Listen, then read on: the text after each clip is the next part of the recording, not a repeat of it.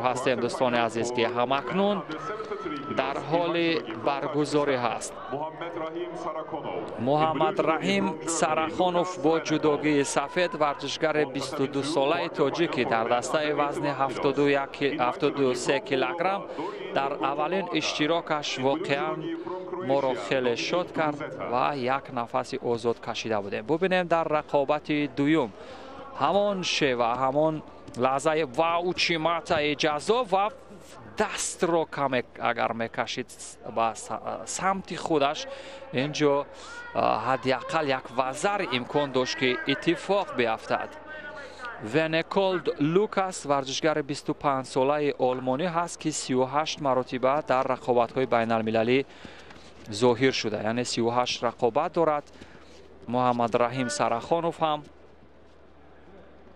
چون در هستش گوشتین خیلی ظهور کرده است، میداند بدون هیچ ترس و هراس به حریف نزدیک می شود و با روحیه پیروزمندانه به حریف روبرو می شود. این هم آغاز کار است. امروز رکورد زد، اگر اشتباه نکنم در 9 یا 8 ثانیه حریف را مغلوب کرد و بعدا خواهیم دید. باز هم پایزنی و از دستی حریف در بخش پایزنی در دهشی برای بسیار موفق است. اما اوساتوگری را هم به مورد اجرا میکند، ولی کمی دیگر اگر توجه داشته باشد در حالی که حریف رو احساس نکرده که تعادلش برهم زده شده یا نه، یا همون موازنت حریف رو هنوز کنترل نکرده اجرای اصول میکند. اگر در همین بخش بیشتر کار کند امیدوار هستیم در اینجا هم موفق میشه. پرتاب بالایشان 3 بار پیاپی اجرا کننده اصول محمد رحیم سرخانوف بود. باید با سبب کمکاری با ونکولد لوکاس شیدو بدهند. ولادیمیر نوتسوبیدزه داوری درجه المپی از گرجستان این رقابت را داوری میکند.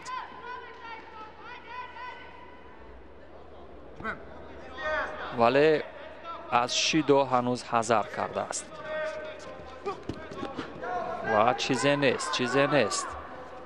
و این شیوه محمد رحیم هم مبارزه کرده بود چند بار، ولی در بخش و خوشبختانه میخیزد و این هم تجربه هست.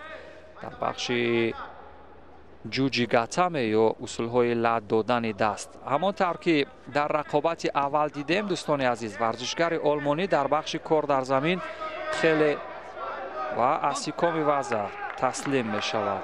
متاسفانه محمد رحیم تسلیم می شود چون که دستش اینجا نوبا بود.